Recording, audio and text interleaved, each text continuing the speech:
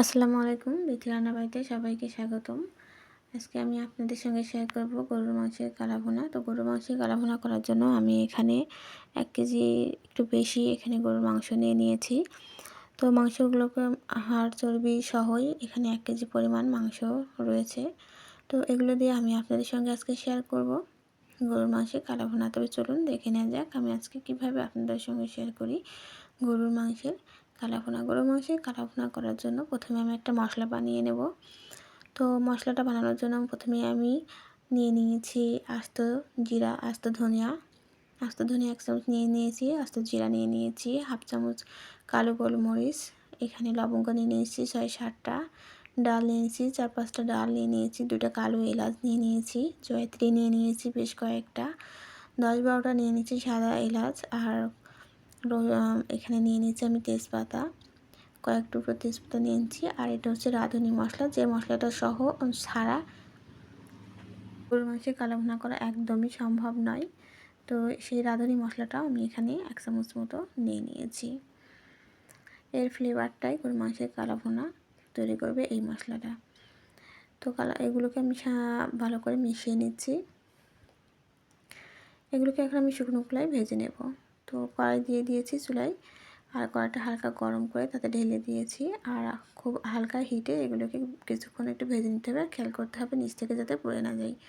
তো আমি বেশ কিছুক্ষণ ধরে হালকা আছে এগুলোকে শুকনো খোলাতে ভেজে নিচ্ছি। তো ভাজা হয়ে গেছে, এরপর যে আমি উঠিয়ে নিচ্ছি। আর ওই কড়াইতেই আমি বেশ কিছুটা সর্ষের তেল দিয়ে দিলাম। মধ্যে আমি দিয়েছি বেশ কিছুটা রসুন, আর তার সাথে দিয়ে দিয়েছি 4টা কাঁচামরিচ।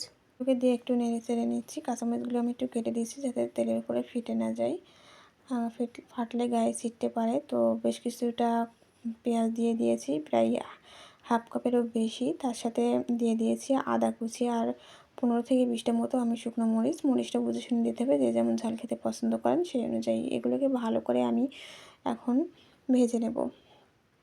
এই ভাজা পেঁয়াজের ফ্লেভারে কালাভুনাটা বেশ ভালো লাগবে খেতে। তো শুকনো মশলাগুলো আমি এখন ব্লেন্ড করে নিয়েছি, আর তার সাথে যে ভাজা পেঁয়াজগুলো রেখেছিলাম ভেজে, সেগুলোকে দিয়ে দিচ্ছি, একটু পানি দিয়ে ব্লেন্ড করে নিচ্ছি। বেশ ব্লেন্ড করা হয়ে গেছে। তো মশলাগুলো এখন আমি মাংসের মধ্যে দিয়ে দিচ্ছি স্বাদ মতো লবণ, আর যে গুঁড়ো মশলাটা করে রেখেছিলাম সেখান থেকে অর্ধেকটা পরিমাণ দিয়ে দিচ্ছি, আর বাকি অর্ধেকটা আমি পরে অ্যাড করব। দিয়ে দিচ্ছি 1 চামচ মতো হলুদ গুঁড়ো। তো এগুলোকে আমি একটু মাংসের সাথে ভালো করে মেখে নেব, আর এটা রেখে দিতে হবে আধা ঘন্টা থেকে 20 মিনিট পর্যন্ত। তো আমার রেখে দেওয়ার সময় ছিল না, তাই আমি রেখে দিইনি। এদিকে যে কড়াইতে আমি পেঁয়াজগুলো ভেজেছিলাম ওই কড়াইতেই আমি মাংসগুলো দিয়ে দিয়েছি, এক্সট্রা কোনো তেল ব্যবহার করিনি।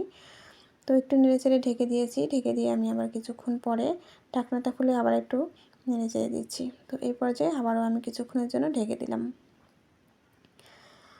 তো আবারও ঢাকনাটা খুলে একটু নেড়েচেড়ে দিচ্ছি, এ পর্যায়ে অনেকটা পানি বের হয়েছে।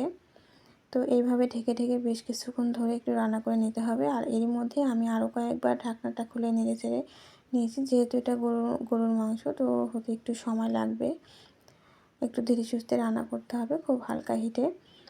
তো এই পর্যায়ে আমার মাংসটা কিন্তু রান্না হয়ে গেছে প্রায় শেষের দিকে। আর যে মশলাটা ছিল সেই মশলাটাও আমি ছিটিয়ে দিলাম। এখন আমি এটাকে নামিয়ে নিচ্ছি।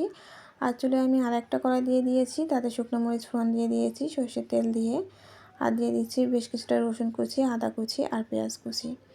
এগুলোকে আমি একটু ভাজা ভাজা করে নেব, ব্রাউন কালার করে। তো যখন ভাজা ভাজা হয়ে যাবে তখন মাংসটাকে ঢেলে ভালো করে নেড়ে চেড়ে নিতে হবে। আমার মাংসের কালারটা প্রায় চেঞ্জ হয়ে এসেছে। তো আমার কালাভুনাটা কিন্তু একদম রেডি হয়ে গেছে। এখন আমি নামিয়ে নেব। তো তৈরি হয়ে গেল আমার গরুর মাংসের কালাভুনা। যদি ভালো লাগে অবশ্যই লাইক কমেন্ট শেয়ার করে দিতে ভুলবেন না। আজ এই পর্যন্তই, দেখা হবে আবার কোনো নতুন রেসিপি নিয়ে।